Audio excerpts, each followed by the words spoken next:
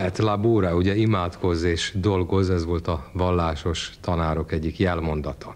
Ennek alapján élt és dolgozott Csapody Vera is, aki 100 éve született, ráemlékezünk most.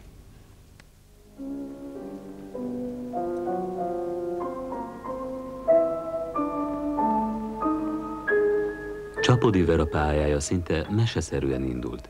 Édesapja, a híres szemész professzor korán felkelt érdeklődését a természettudományok iránt. A jól rajzoló kislány egy nyarat vidéki nagyapjánál tölt. Erdőn, mezőn kószálva szinte elbűvölik a vadvirágok, gyomok, a bennük rejtőzködő titokzatos növényi élet. Ettől kezdve minden szabad idejében rajzol. Érettségi után a Pázmány Péter Tudományegyetemen mennyiségtan fizika szakon folytatja tanulmányait, mint rendkívüli hallgató tekintve, hogy nőként csak később vették fel a rendes hallgatók sorába. E szakon első nőként diplomázik 1913-ban. A világháború alatt önkéntes ápolónő.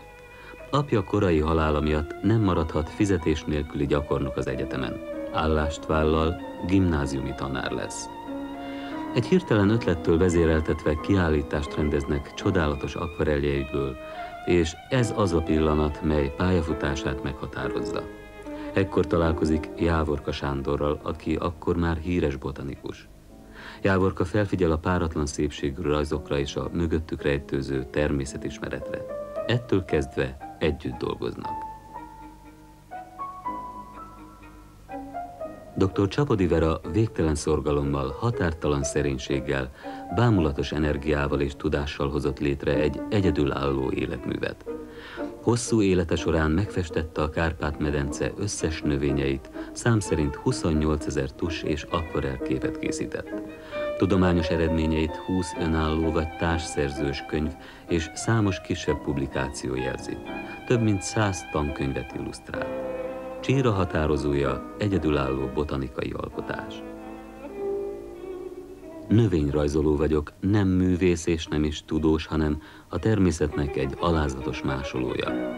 Az én munkám a megfigyelés és a valóság hű visszaadása.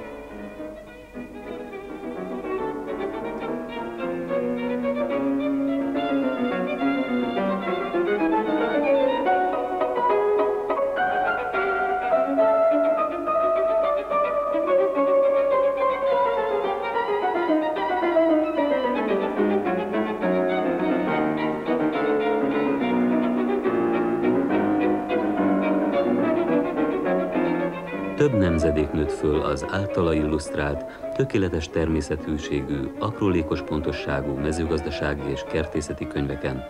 Páratlanul sokat tett nem csak a tudományért, hanem annak megszerettetéséért is.